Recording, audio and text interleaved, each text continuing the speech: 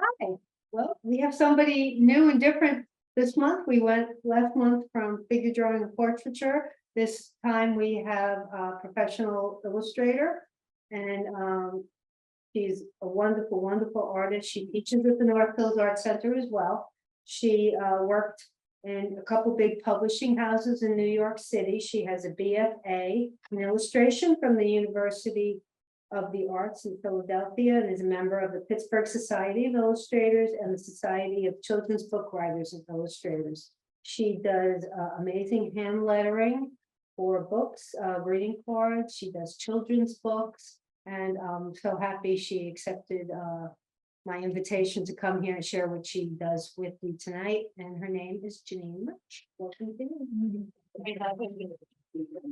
Well, thank you so much for having me, and thank you, Kim, for inviting me. Excited to be here and get to know you guys and to share a little bit about what I do. And I just appreciate your time and you guys coming out and taking a listen. So, well, as Kim said, I am a freelance illustrator and hand letterer. I kind of have merged the two in my work together, so I primarily just kind of call myself an illustrator. And again, as she mentioned, I mostly work, I do work for children's books, book covers mostly, greeting cards, magazines, articles for covers, and also I've done some advertising work.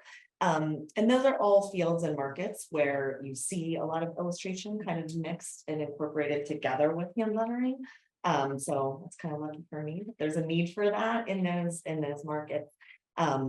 And my work has kind of just evolved into that. I'll talk a little bit about how I kind of came to do that. But I wanted to show you guys some samples of my work first to give you guys an idea of what I do.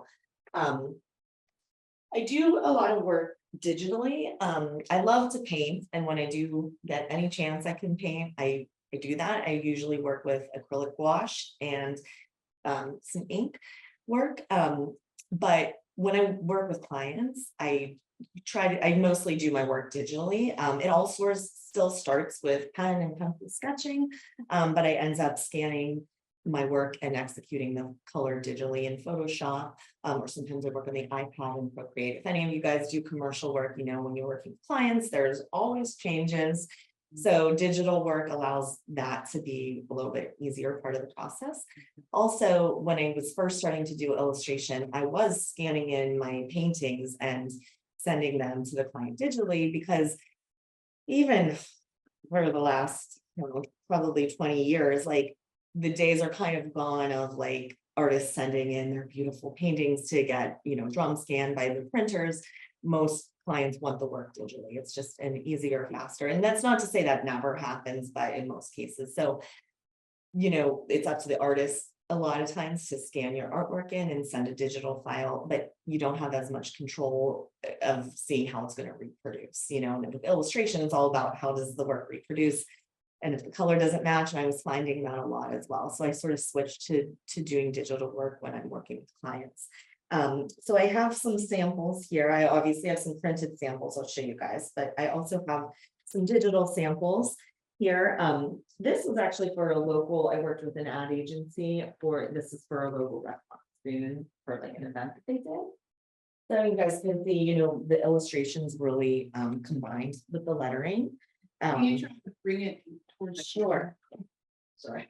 I apologize for this sort of small pieces. Now, do you start with certain fonts and then just alter them? No, and I'll show you guys a little bit about my process. I jumped ahead. That's okay. So then if anybody has questions as I go, we would shout them out. No, everything starts just as I would with any kind of illustration, the same as you would draw a landscape or a portrait or a scene of anything, just start with sketching. So, I do have a background with having learned typography and stuff in college. So there is some of that knowledge that comes from that. This is a greeting card. So I work with a lot of clients that make greeting cards, but I also make my own. I sell things at art markets, like the holiday market at the art center.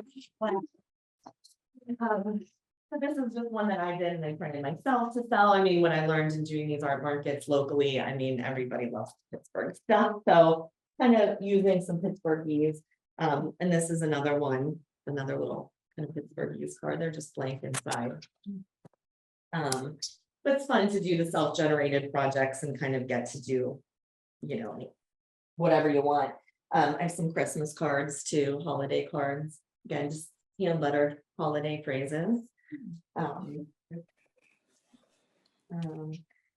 can show these actually printed samples of these ones.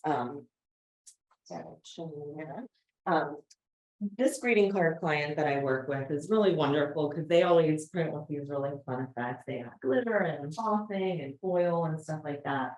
So it's really fun to kind of see, you know, a drawing that started as a pencil drawing kind of ends up as a product like that. These are a couple of other cards. So this one I ended up actually licensing this image. They sold this card for a little while, you know, it's like contract, it's like 18 months or something contract, but at Trader Joe's, they sold this card. So they actually saw this just on my Instagram page and said, oh, hey, like that, we want to license it. And then they wrote the copy and stuff for the inside, and then they just contacted you. yeah, well, it was kind of very lucky. Lucky thing. So, but in magazine covers too.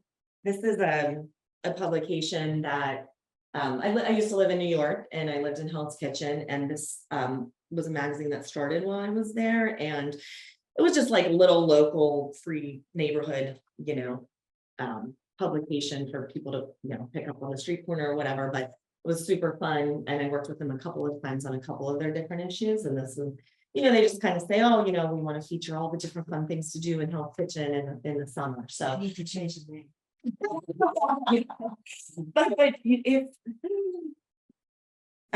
but it's also fun to work with kind of, you know, the smaller clients because there was like a lot of creative freedom in that.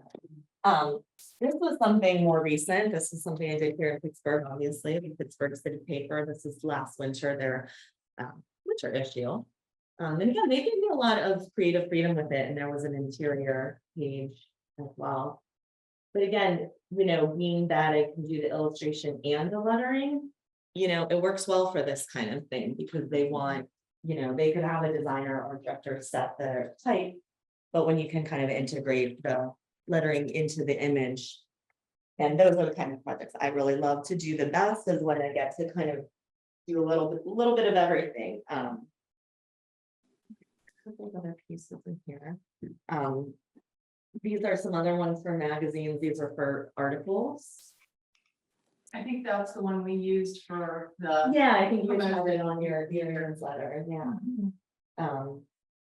This was like a holiday article, and they had me do like a little drop cap for their opener too for the article. Can you paint that with the camera again? Yep. I have a couple of pieces where the client wanted me to do my type in like the shape of something. This is like a trade magazine and public power, so for the power industry. But yeah, they wanted this sort of image of a man and a woman, but they wanted all the words that have to do with their industry kind of incorporated in there. And I've done a few like this. This one was for Time Out Chicago, where they had an article called DIY Burger. So this one was super fun because I was able to actually add textures and stuff in there to feel like the ingredients.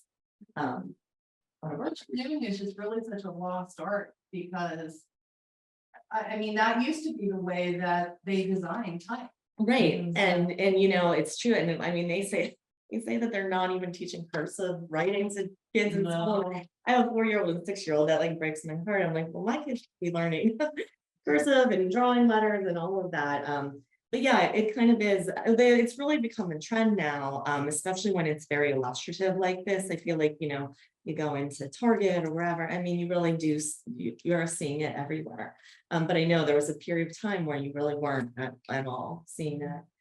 Here's another one where it's kind of in the shape. This is for an ad campaign for a real estate client that, you know, it's scary words, I think was the title of the article or the campaign. So kind of all these words that are scary for a first-time home buyer. This one was actually just for it was like a contest that I entered for a poster for event that was happening. It's fun to do. And then I have some book covers. So I did do a lot of work with books because I started my career in book publishing. So I went to college at University Arts in Philadelphia. I did jump around in college a little bit. And I also changed majors a little bit. Like I knew I always loved drawing and painting, but I didn't really know what to do with that. I didn't really come from an artistic family, and I didn't, even my art teachers in high school, there was no guidance. I'm like, well, what can you do? I'm sure a lot of us have probably experienced that, like what do with art. So I knew I wanted to go to art school, but I didn't know what to do. I said, I would guess I'll be a graphic designer because I can get a job as a graphic designer, right? I didn't even really know what an illustrator was. But after my first year, I kind of really realized, well, I love drawing and like telling stories and all that. So I think I should be an illustrator. But between the sort of changing my direction on that, and then also, like I said, I jumped around schools a little bit. I ended up having this combination of classes that were both a lot of graphic design and a lot of illustration, which I think nowadays is, I think those two fields, I mean, they're very related, and I think that they're taught at a lot of school programs, like that they're much more integrated. But when I was in college, like they really weren't, they were still pretty divided. So I feel lucky that I got the chance to learn about typography and learn about design. And I realized that I did like it, and I felt like I had some natural strength there. And so when I got in my like junior and senior year, we were having to do our illustration projects and put them into layouts, but I didn't have a computer. And so I hated going down to the computer lab. And so I started just drawing my type on my projects and kind of integrating it. And again, that wasn't something that at the time was really being taught in school. I mean, my teacher didn't even really encourage it. You know, hand lettering has always been around, but kind of like Debbie was saying, I mean, there was a time where you see it a lot, mostly in advertising, logos, stuff like that. And then when computers came in and it. Yeah, everything was just like typeset.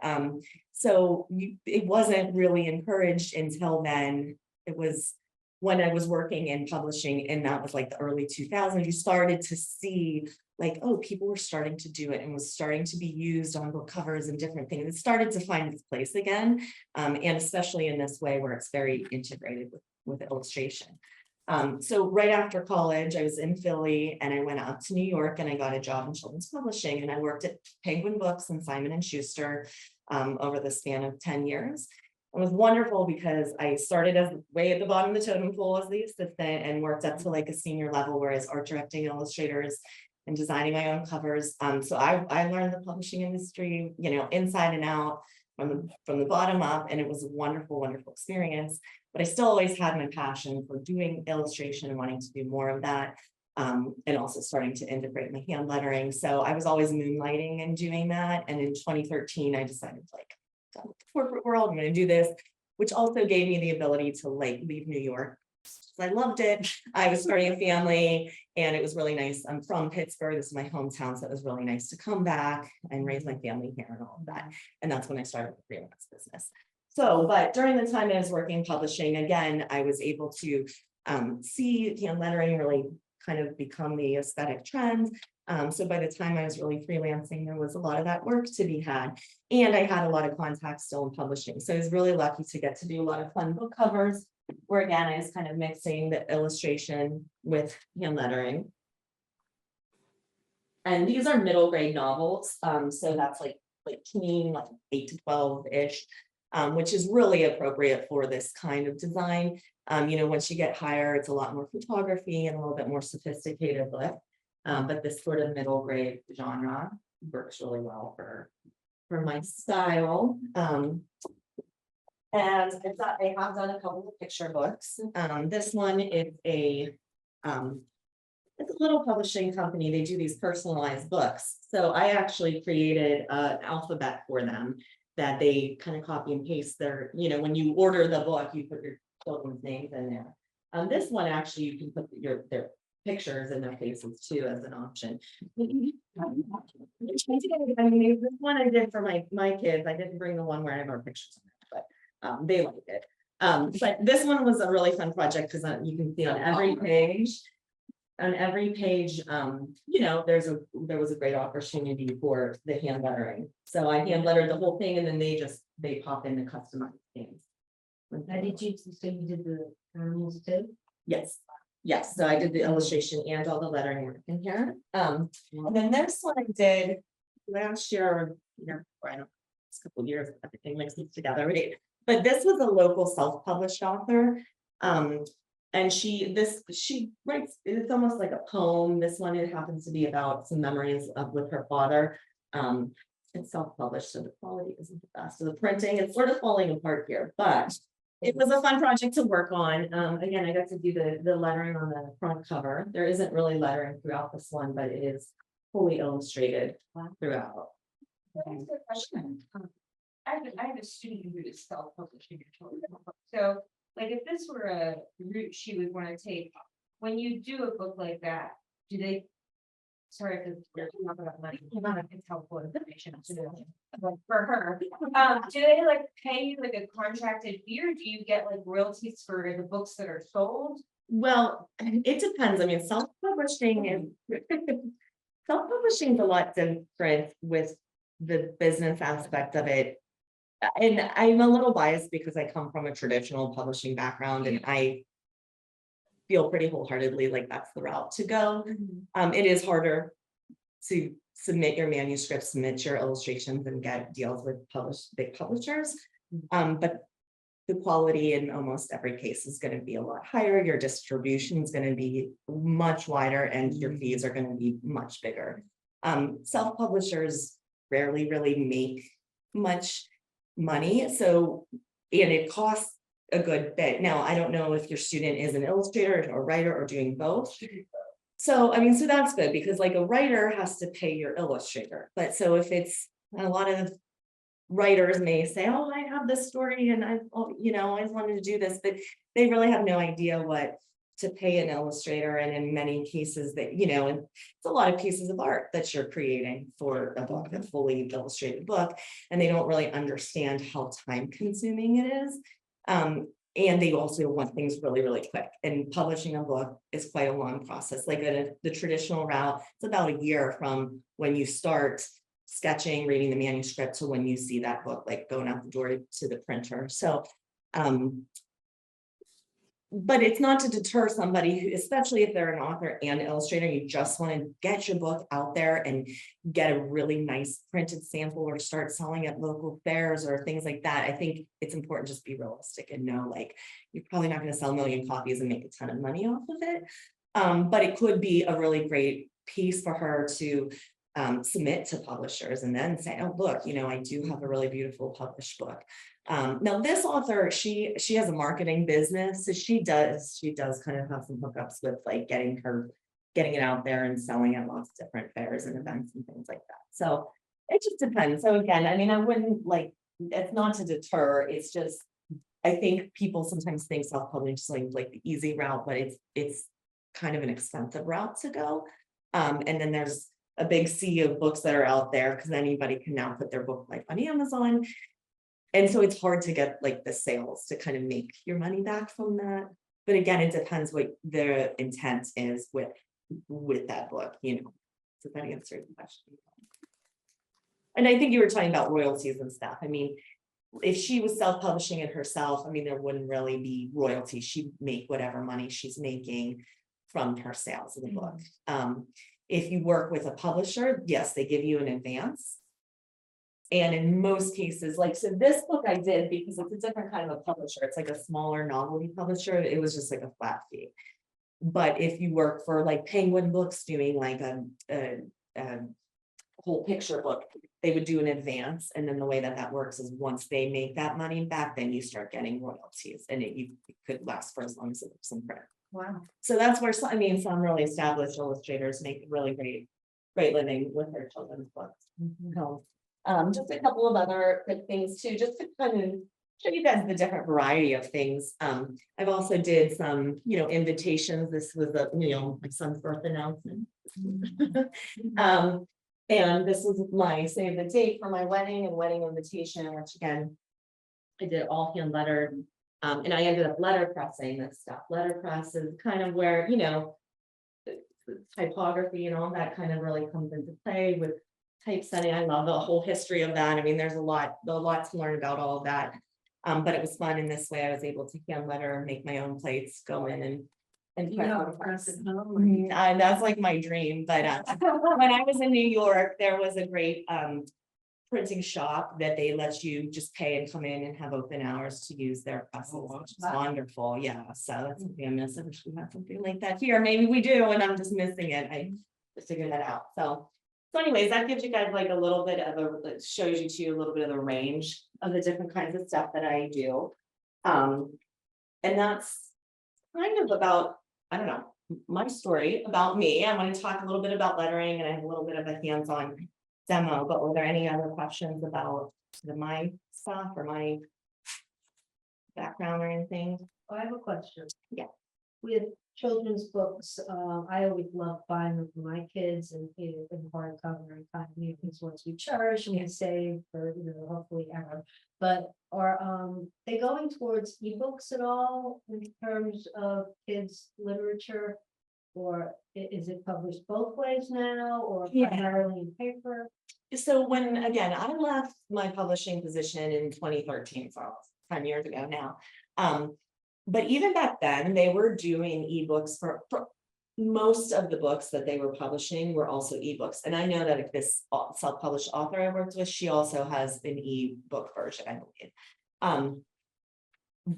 But I think everyone kind of thought, well, is that going to take the place of printed books? And so far, I mean, it hasn't, and I don't think it really will. And even thinking about like my kids, they're young and like they want a tactile book to read, bedtime stories. So I feel like the younger they are, there's going to always be that, and maybe I'm just that diehard thing. Oh, I believe it's never going to like die. But I do feel like publishing has been changing a lot for the last, like 20 years now, but it's still going, I do think it is more competitive. It can be harder to get in the door because, they, I think, are more selective about what they choose. But yeah, so most books do get an ebook version. It's definitely the like tween books and young adult novels, but there's still always the printed fiction books with some. I've seen people doing some cool stuff with picture books where you even make it interactive and stuff like that, but it seems like that just didn't take off, I think, the way that maybe people expected it to. I think kids still want your most basic stuff, So would that go the same route as one of the books, like you would create an ebook and then present it to like Penguin? So, I mean, with traditional publishing, what you'd really want to do is like, if I came up with a manuscript, I might do 1 or 2 illustrations to go along with it, but I would pitch it that way. Or if I just wanted to illustrate books with them, I would just send samples of my work, my portfolio, make sure the art director sees, because what they really like to do is they like to pair an author with an illustrator. One of them kind of has to be known, right? So they're not going to really put 2 unknown unless you send in something and they're like, wow, this is this is such a gem and we have to snatch it up and it's going to be the, hit of the year or whatever. But for the most part, and they want to match it up, and they're going to also always make changes. So because I've even had authors say, well, I want to submit a manuscript, can you illustrate the whole thing? And I want to send in a book to me, but it's kind of a waste of time to do that because they will never be like, oh, perfect, this is ready to print. You're always going to have changes. One thing about traditional publishing, these big houses, there are a lot of cooks in the kitchen. Sales and marketing kind of run a lot of the decisions in the show, but that's also part of what brings up, in most cases, the quality of the book and getting other eyes and other feedback and knowing what sells and stuff. So, it is good to have that team with all that experience, but that does mean it is a process, and that's one of the reasons it takes so long, because each piece is created, sketched, researched, all this stuff, and then presented, and then all the changes happen, the revisions and the consistency of the character. There's a lot that goes into it. So yeah, it's a process. What about the other side of it with where you were showing the greeting cards? Because we have a lot of artists who, they produce their own, one one-off Yeah. parts. Mhm. But how do you make connections with greeting card companies? So, I mean, so I have a website with my portfolio on it. I have in the past been on portfolio sites. There's Illustrator sites where sometimes art directors will go and they'll be looking for people. And I also keep my work current on like Instagram. I don't really do Twitter or anything like that.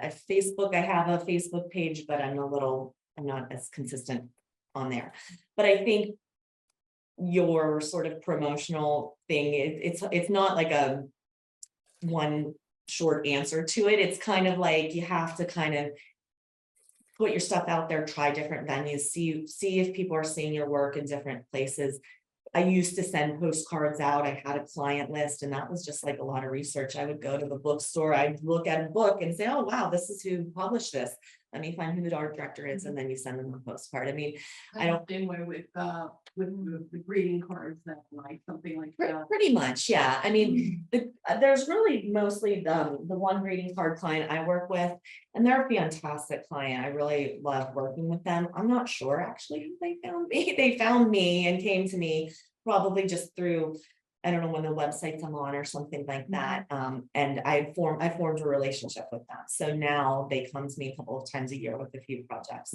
But you can, yes, just kind of research the greeting card companies, You know, like same the thing. you send out, like send Right. your Right. samples of your work. and stuff. Exactly. I just wondered if there was, It's- a more modern version of. Same thing. I mean, a lot of companies, whether it's greeting cards or the publishers or whatever, now on their websites, they'll have submission guidelines. And some of them adhere to them really strictly. They want to make sure you follow exactly what they're sent and what they're asking for. And others, aren't as strict about it, even the one that it's called Design House Greetings, they're the ones that design for Trader Joe's.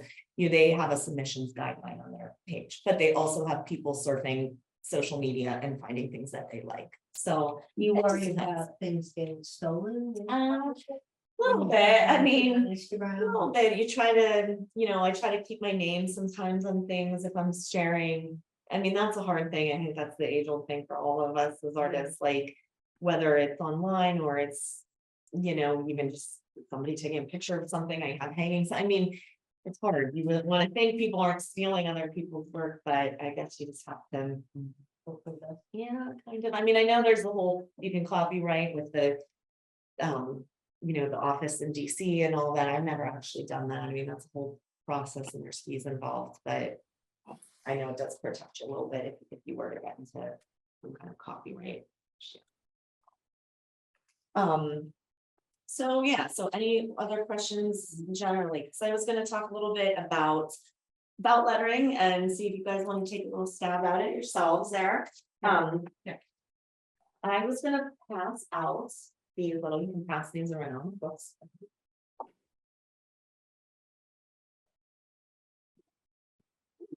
Well, this is a self-generated project that I did, speaking of like Instagram, just as a promotional thing. Instagram, sometimes there's these artist challenges, and so this was 36 days of type, and so I hand lettered a letter of the alphabet, one every day. So, and then it ended up making kind of like a nice collection. But this is, some of these can show you too how you can really incorporate little illustration and illustrated bits. In there. And it was 36 days because you were supposed to also do numbers 1 through like 0, but I kind of fell off now with the numbers. No, we did, yeah, and I can show you guys actually as a quick.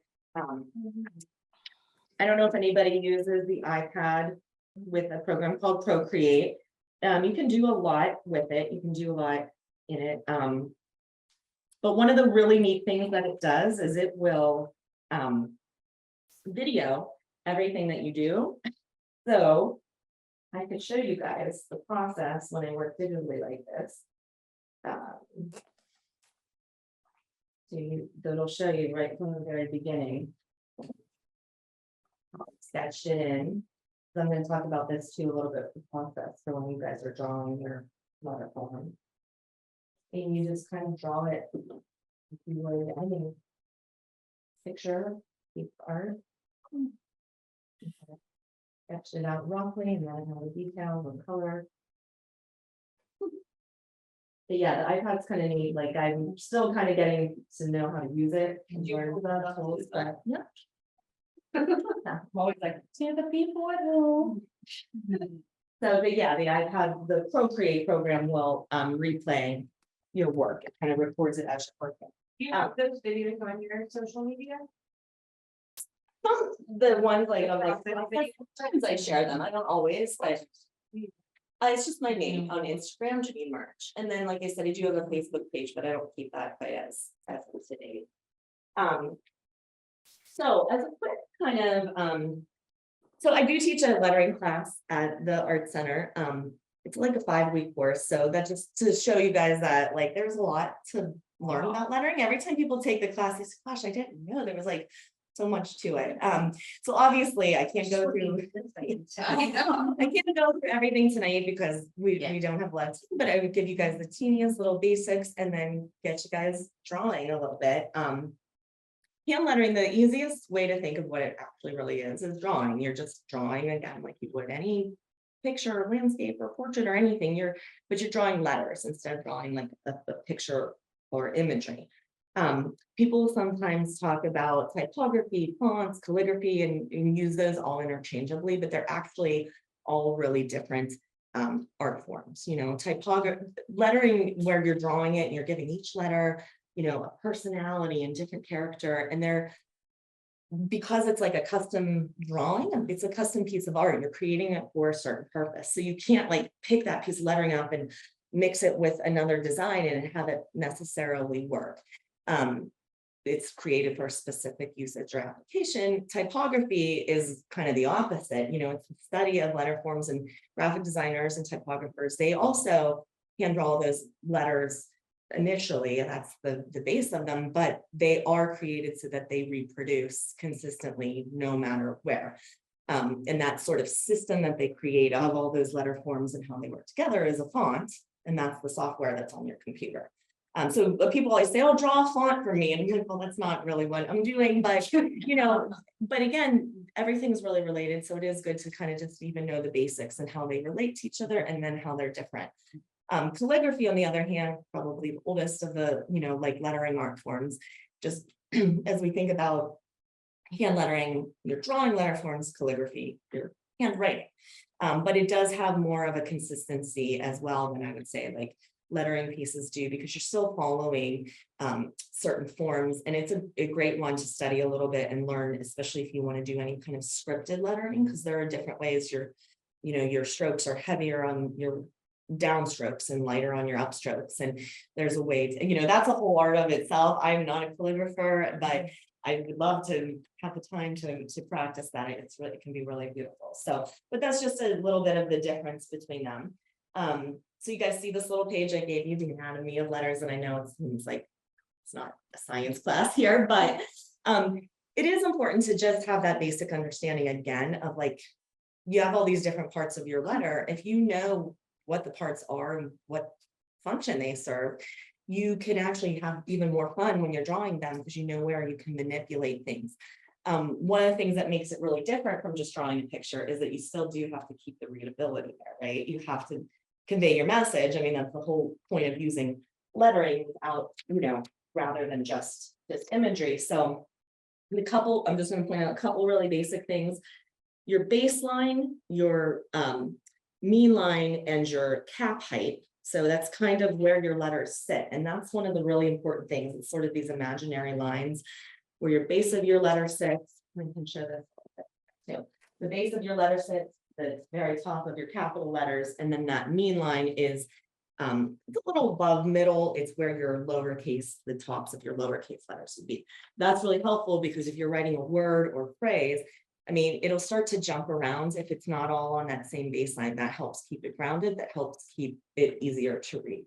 So those are important things to think about. The other thing is cross bars and cross strokes. Like you see the bar on like the capital A or the stroke on your lowercase t. Those are the kinds of parts of a letter that are really fun to manipulate when you're drawing. You can do a lot of really neat things with them, make them sloshy, make them connect, make them very decorative and flourished. And So when you start to learn the different parts of your letter, you can do all that much more when you're drawing them. Down here are your three sort of basic styles. Your serif has like a little foot. That's what your serif is called on the end of each letter. Sans serif is without. And a script, script and italic, people sometimes think they're the same, but they're not really. Script is, it can be very upright. It just has more of that call to handwriting or calligraphy to it. These are your weights, regular, bold, and italic. Obviously, you know, pretty self-explanatory. The difference between the italic and the script is italic actually will sit at an angle. So you can have a font or a typeface or a letter form that is not a script, but that's angled and it's still going to be italic. That makes sense. So again, those are just kind of some typography basics that are, yeah, kind of good to know because they can inform your lettering as well. The process, again, is start with sketching on paper. So this, I'm going to show you guys, this is one of my client, my greeting card client. They usually send me, this client particularly sends me a concept. So they say, this is what we wanted to say. So it starts with really, really rough sketches, like super rough, light. Sometimes my thumbnails are really small, not to size, kind of that brainstorming stage. I don't know if any of you guys, if you paint or you draw or whatever, if you do some of that too. And then I start sketching things a little bit more in detail. Now I work on this called marker paper. It's like tracing paper, but it's a little bit heavier. You guys have used it with stuff. It's nice because it's translucent, but it holds pen or pencil and it takes eraser a little bit better than tracing paper because it's a little bit thicker. But this way I can draw a part there and then piece it together here and sort of see how it looks. I use that a lot in designing or even in refining a sketch because you can lay it over instead of starting from scratch. Maybe you want to change something. It makes a little bit of time. More. And so I ended up with, you know, a bunch of different sketches that I showed the client, lots of different options. To just kind of show them, okay, these are different things that we do. And then they look at it and give me their feedback. In this case, I think they ended up combining a couple of these sketches. So they give me their feedback. And then, well, but basically, they ended up refining it. Now this is inked. I work in different ways. In some cases, I'll ink it and then I'll scan this in because it gives a nice clean line rather than just the sketch itself. And again, using that marker paper because I don't have to redraw the whole thing. It's almost like tracing over a tight sketch, get a nice clean drawing, scan it in, and then I colorized it. And again, I showed them like some different options. Color.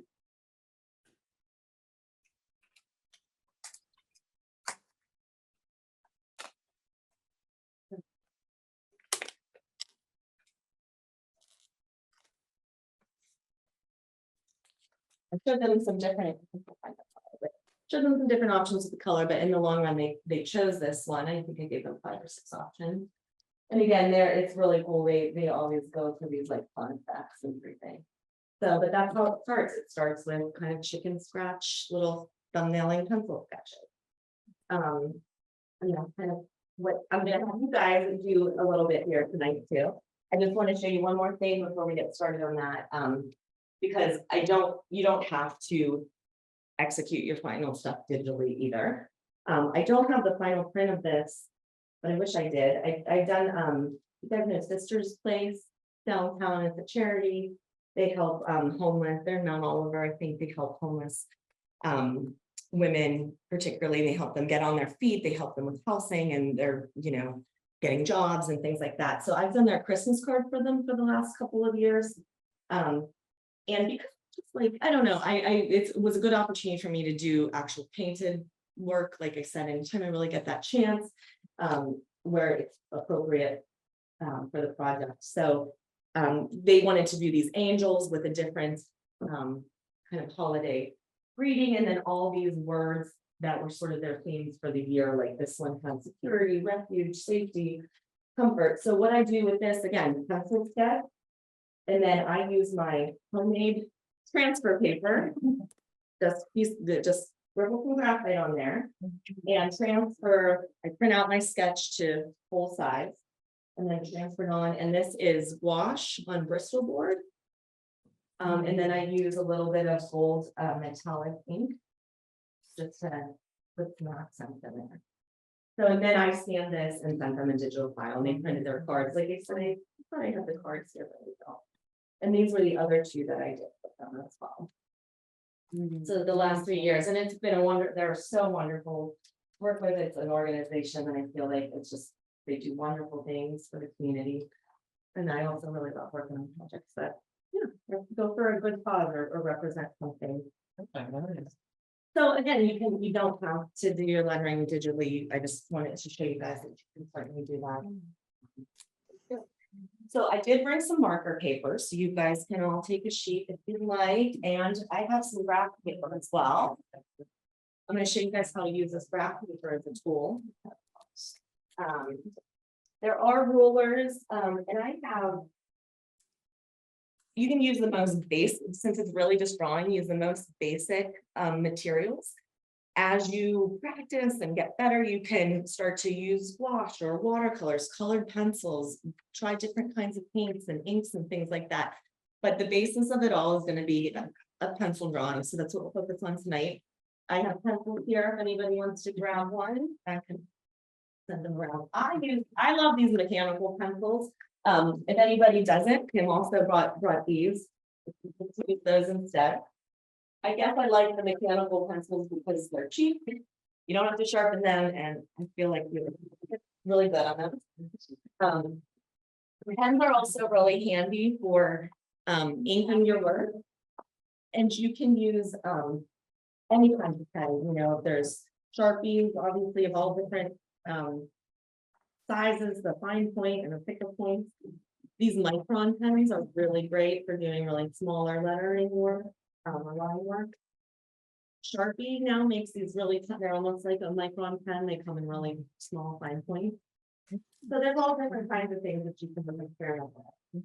These are the metallic ink pens that I use. They're just the Uniball gel rollers. You can buy them at Staples or whatever. There's also paint pens and all different kinds of things like that. They can experiment. What? Did you put this underneath the people? Yes, so I'm gonna show you guys that now. So what I'm gonna ask you guys to do is pick a letter. You can do any letter in the alphabet that you like or feel inspired by. This is for a little bit of inspiration to just show you a single letter can be drawn in infinite amount of ways. This is all letter A, and you can go on endlessly. I do this in my class. It's the first project we do, and people think, how am I to draw like 15 different versions of the letter? But you can, it's sky's the limit. So I would suggest maybe taking a couple of minutes, just a couple minutes, since we don't have a lot of time, and just doing a couple really rough drawings. They can be a lot rougher than this. It's just to show you guys just a couple of different ideas, and then maybe pick one, and we can draw it a little bit larger and a little bit different size. I'm going to show you guys here. I don't know the best place for me to do like a little drawing demo. Should I just kind of come in the middle? Can everybody see if I'm like sort of here? So guys, what I'm gonna do? So I'm gonna try to get the camera to somewhere that. sorry, this isn't like it's hard to do it in a way that's like thick or but so okay, so the graph paper is what helps. Remember when I talked about that baseline and kind of keeping everything sort of just on that line so that it doesn't jump around. Now, if we're just drawing one single letter form, it's not as applicable because that's more for like when you have a whole, you know, line of letters or multiple letters, but it's still helpful to use, especially if you want to line up with, you know, the legs of your letter form. So let's take one. I'm going to take like, oh, I like this sketch. Let me maybe make it a little bit more developed here. So again, you just kind of start with really rough, light drawing. So an A is kind of neat, you know, you think about the, again, I mean, it's all the same principles as in any other form. You're thinking about breaking it down to shape. So maybe I want to have my serifs on it, okay, so maybe I'll start to shape the letter a little bit. Now, this is where the graph paper comes in. You can count out, you know, oh, this is 8 squares across, and then you can make sure your other serif on the other side is 8 squares, you know, so that's where the graph paper comes in handy. If you don't like the graph paper, you can also just use a roller. I feel like the graph paper is a little bit of a shortcut, it's kind of nice.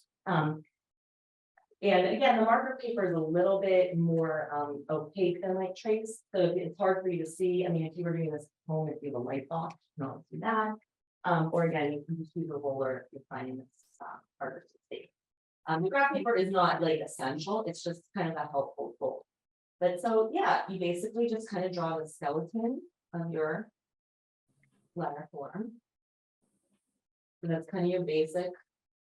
I'm doing this pretty fast, so it's probably super even or whatever. But then you kind of go back in and refine it a little bit, like, okay, maybe instead of this straight across, I want to do something neat with that crossbar. I'm gonna learn to get swirly, sloshy kind of thing. Give it the shape where it has that cut out. Yeah, I never heard that before. Like, well, I do like the swashes when I'm lettering, so it is actually working. So, no, maybe you want to do a drop shadow, and so you kind of give this thing where it has a little bit of depth to it. Again, I'm doing super duper fast. Yeah. But yeah, so you can add some shading in if you want. If you want, you can even start to, you know, add some illustrations maybe in the background if you'd like.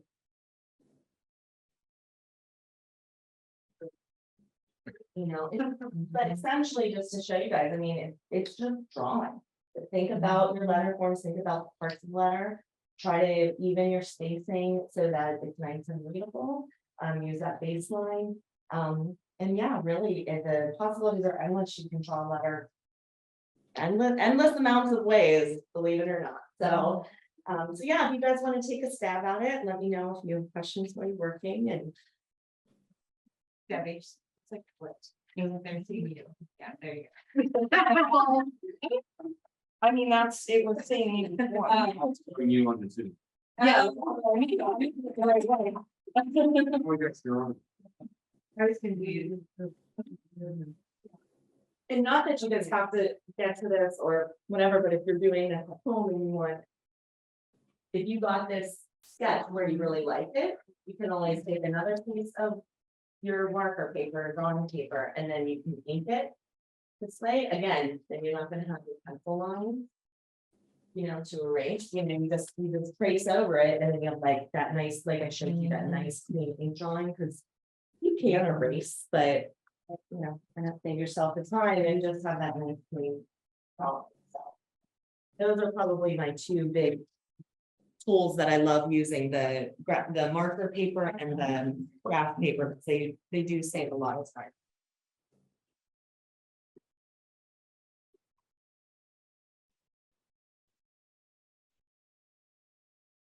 As you guys can see too, I really do love talking about this stuff, which is why I teach it, and that's why I get a little carried away. So I hope everything made sense. And yeah, if you guys have questions while you're working, let me know.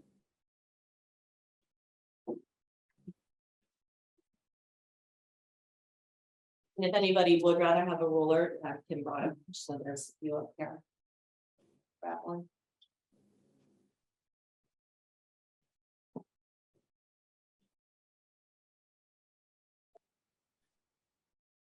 One thing I always have to double check when I'm working, especially for something for a client, is like, I'm a terrible speller. Like, I am really bad. Like 2 minutes to do a whole word and.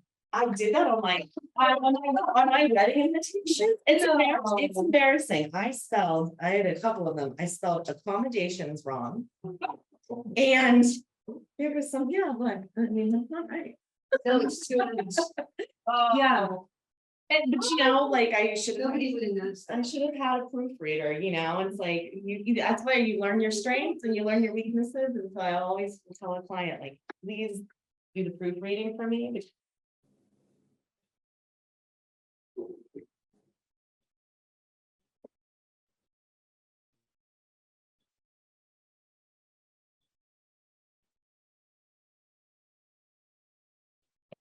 You like a roller?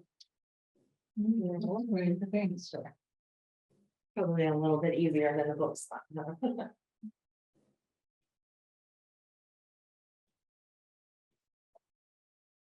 My sister did a cake for her husband made one. And it was a happy birthday, sweaty. Oh, that's not funny. That's really funny. Never forget it. Well, did he, I think it was funny. No, my sister didn't bring it home. Oh. She went to take it off and she's like, oh my God. So at least she caught it before. It's like she didn't, Yeah. She had 4 years old, so she knew a lot about. Buddy, oh my God.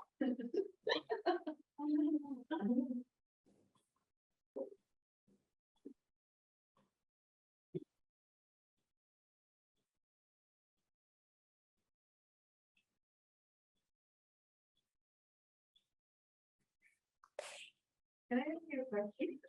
So did the bottom of my L line up with this? Yeah, so when you're, that's where you can kind of. No, that, you know, that serif wouldn't necessarily. That wouldn't, yeah, that wouldn't happen. Right. Okay, yeah. So, yeah, you want to keep this just like you have it actually, so this would be on like that baseline essentially, like if you had another letter next to it, you would. It's line up with that. Right, that serif would like. Gotcha. I know, and some of that stuff gets tricky, it's almost like you just have to sort of visually eye it up.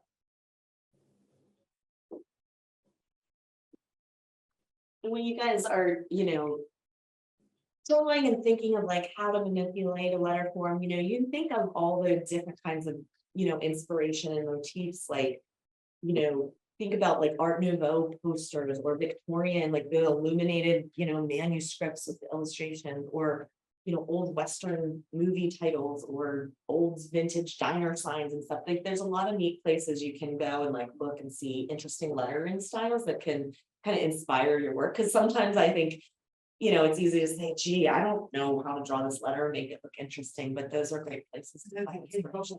Yeah.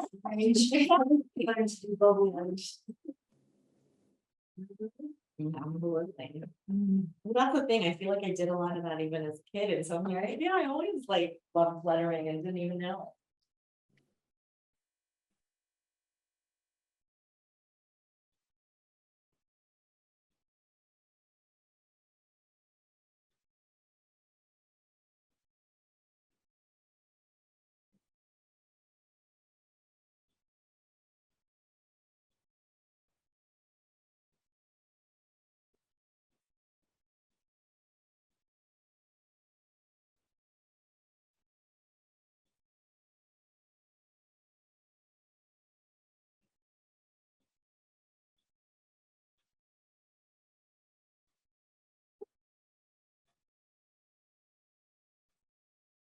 At the art center, I also do this as just a couple hour workshop for kids, and it's really fun to teach them the lettering, because like they get super creative with it, and it's like the school. Yeah, exactly. But they it was fun. I think I've done it around once or maybe twice, but I feel like, you know, kids just bring that. They don't get intimidated. They just like jump in and like, we came up with some good stuff.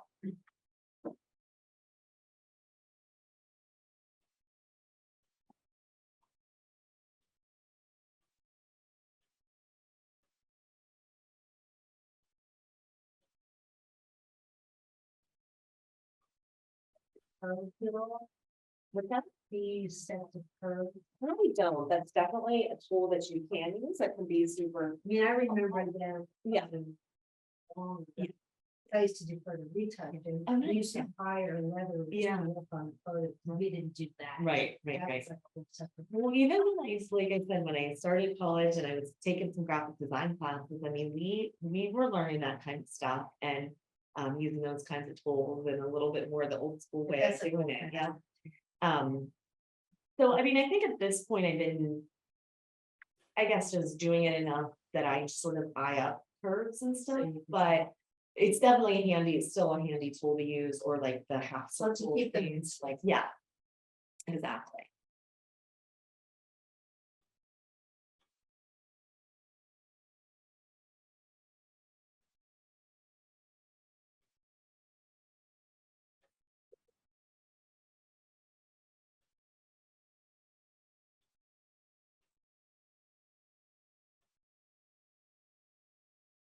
I mean, I feel like these kinds of projects can be fun too, even if you guys just do them in your own. You know, to make a birthday card for somebody, or, you know, there's a lot of ways that you can have fun with lettering in your own, you know, projects. Just fun.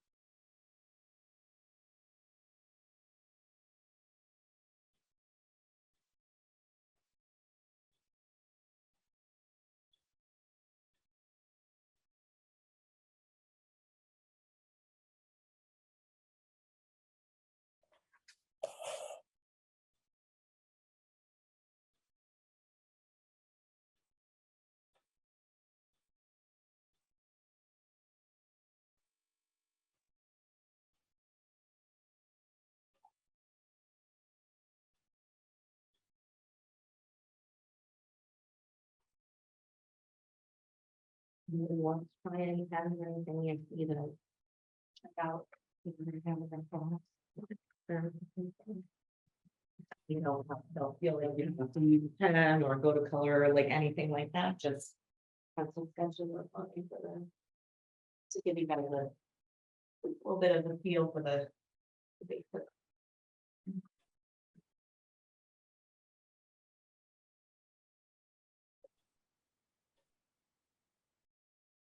You know how many hours like you put into a design, like when you charge a client, like you go by how much time you spend, or you just give them flat?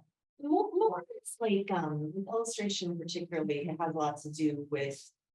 You basically like licensing the rights to use it, so partially like, okay, how much time is involved, but it's also like, well, what's the usage, is this, you know.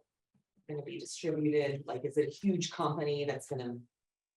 You know, print 10,000 copies of the book, or is it a small client, a small charity client, like, who's just putting on their Christmas cards, you know, so. That has a lot to do with the. And it really varies from project to project.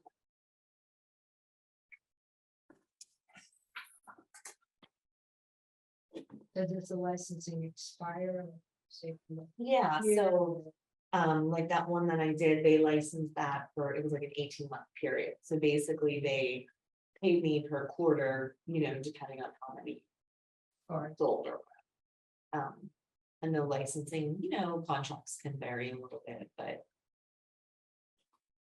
I'm trying to pursue that a little bit more because I love doing like the art markets and making cards and things like that to sell, but. You know, there is like inventory and packaging and all, you know, those kinds of costs involved with all of that can get tricky, where it's like, it'd be nice to just make the art and then the client says, oh, let me buy that and I'll produce. right, The card or the. You know, whatever it might be, so. And I'll just send you a check when it sells, you know.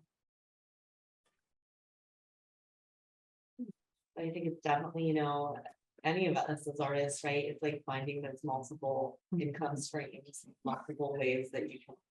Work or make a little income from different sort of things. you do Etsy, so I did for a while, but I just. I feel like I just didn't get in early enough. It seems so oversaturated. I feel like I don't sell enough on there to really make it worth it. I do have all my stuff on my website, so I can always point people there. For the amount You that have I, something part of the website? yes, yes. So that's what I mean, for the amount that I sell, I'd rather just do it directly that way. I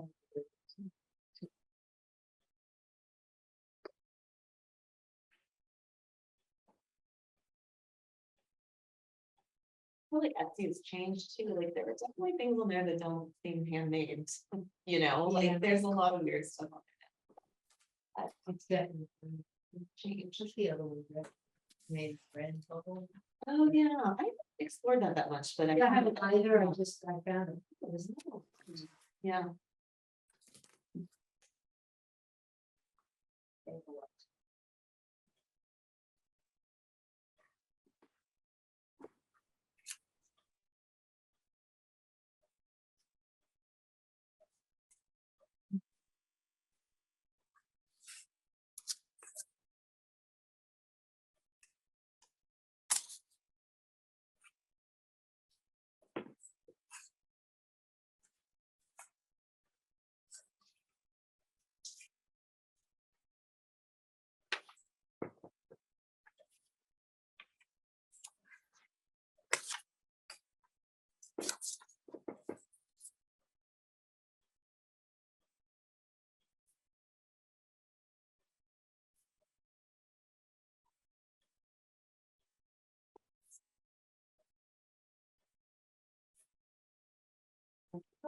You finish up? I think so, yeah.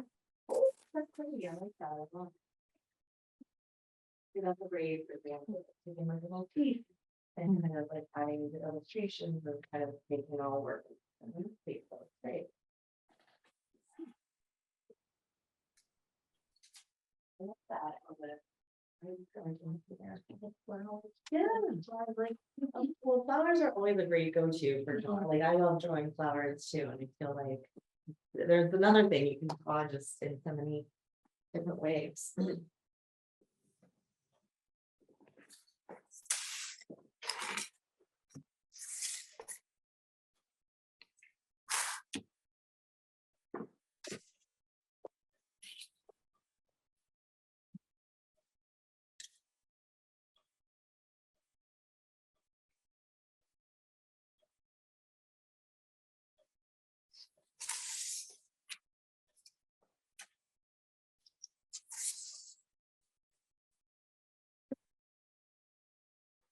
It's actually a whole group, it's called, I don't know if you guys have ever heard, they're called the Pittsburgh Lettering Club. I've never gone to their meetings, but I feel like I would really like to. I think they meet out Garfield usually, but they it's mostly like sign painting and it's really neat. They pick like a theme or they might get like an inspiration, like a typeface or a certain type of design. They just tell them, "You bring whatever, pen, paints, pencils, pen, whatever you want," and just everybody just kind of goes and just does lettering all night together. And it sounds like it's really fun. Well, Trader Joe's has all this. Oh, really? Stands. Yeah. I don't know if they use a certain standard or if they hire an artist, maybe that. Yeah, we don't know either. And there was a girl who's I know her through the Society of Illustrators. I don't know, like, know her, acquainted with her, but she was doing that for a while. And I think what they do is they like do give you some freedom, but they want you to have a kind of fit with their style, you know. I think that's underneath that they would say, they're not, they have to do it. Definitely. And then signs always look really great. I remember when they used to make post the signs for the windows of the grocery store by hand. Oh, yeah. And they were in the way, yeah, that was the job. Yeah. That's gone. I know.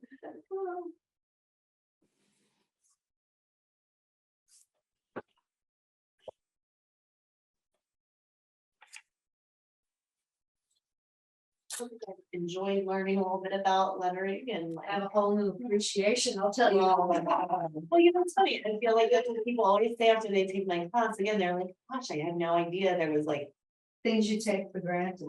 so much bulk to it, or that you could, you know, do that much with drawing a letter, you know." I always wondered about the illustrating the books. Yeah, you know, the process, yeah, you know.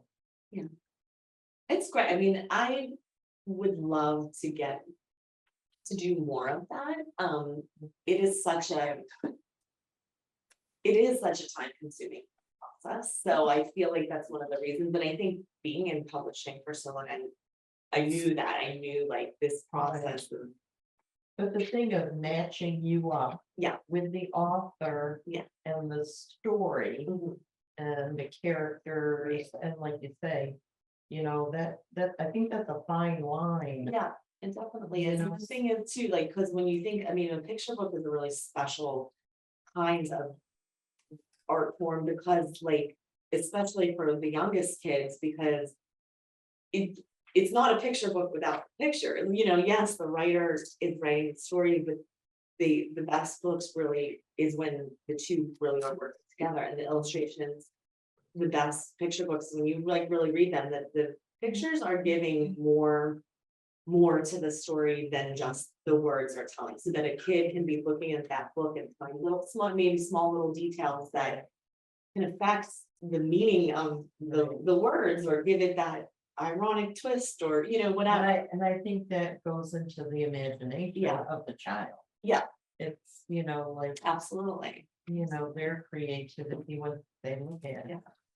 Yeah. And that's why it is, and it's a process where, you know, the author and the illustrator typically work pretty closely together, so publisher might pair them, but they're really contributing, it's really collaborative, and that's when it works the best, and that's where I found with self-published authors, sometimes I feel like they don't always understand how collaborative it is, and I get it, like, they take ownership, it's their manuscript, and they crafted this, and so then they just think, oh, just draw the pictures, and they don't understand that when you really study and look and read a lot of children's books, the best one, it's really integrated, and the story is told just as effectively through the pictures as the words, and that's when they, you know, you really get a really beautiful book, and so I think just having really respect for that process, but that's where it's like being able to be an author and illustrator. I mean, I feel like that would be a dream to write a book, but another thing that I think people underestimate how difficult it, I have tried to write I was just telling him, my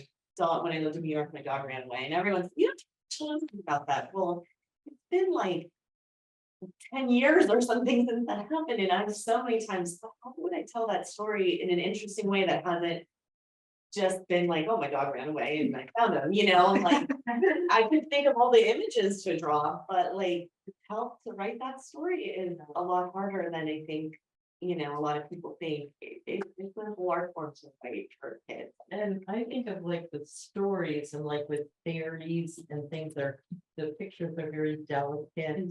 But then, you know, you have other kinds of stories where they're just really very plain pictures. Yeah. Nothing frilly Right. about them. Yeah. Harmony and style, but it worked with the Hungry Cat, right? Yeah. You know, we associate that. Yeah. I always think of that Polar Express. Yeah, Oh, I have You that. know, that one was mine, like, yeah, yeah. I remember that. You know, Tree Shore kind of. I think it's, She does a lot of like, the ways. Yeah. Classic. Yeah. Fairy tale, but I love. Yeah. How about books? oh, you know, much about podcasts. We didn't do any of them at Penguin or anything, but they're beautiful. I mean, as a kid, I always loved comic books. I think that would be so neat. Yeah. I think even if you're just doing illustration and you're not producing them yourself, you still have to really understand the mechanics of it to make your images. So really exactly. Like, wow, here. Yeah. I think it would be really neat, but I don't know how to do that, but. Have you seen the ones that the Two River Arts Festival, the lady that does like the ocean ones and they like snow? Have you seen that? What's the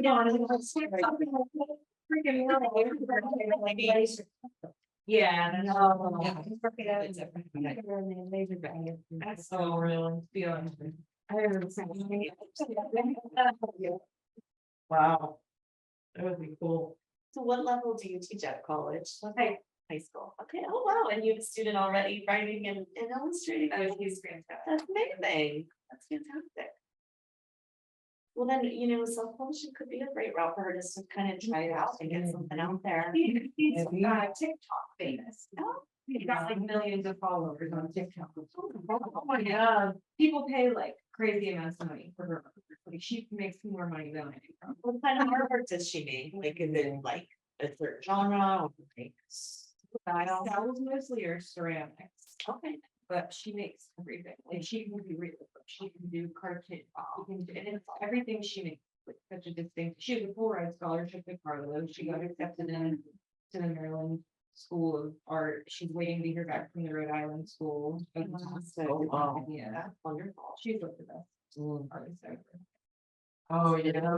Because she's not just technically skilled, she's also creative. Like she makes art every night. She'll come in and be like, "Look what I did last night." I'm like, "You made more art last night than I've made in the last 6 months." When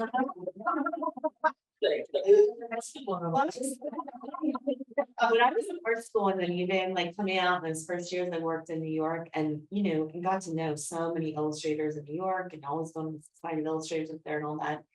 I mean, the people that were the best, they were like they lived, breathed and ate art. I mean, I would never to that extent that, and it was amazing to see just how productive they were. I mean, they just made constantly and it was You can be like, "There's I I know, right? That's really great. Well, then she'll probably get a book deal with them. Yeah. Sure. She wins every contest we put her in, she wins. It's great. Is she the best that you think you've taught in all your years? The best artist or the best student? And There's different. I guess the best artist. Yeah, she's great art. So it's like there's so many times in Jeopardy, when you watch Jeopardy and the contestant will, I'll say, I want to really thank my 6th grade geography teacher. Mrs. Smith, I just. Wait a bit. Well, those schools are so great too. Maryland and Princeton, I mean, those are like, I know a lot Yeah. of people that have gone through those Wow. programs. They're fantastic. Yeah. But she can't go home.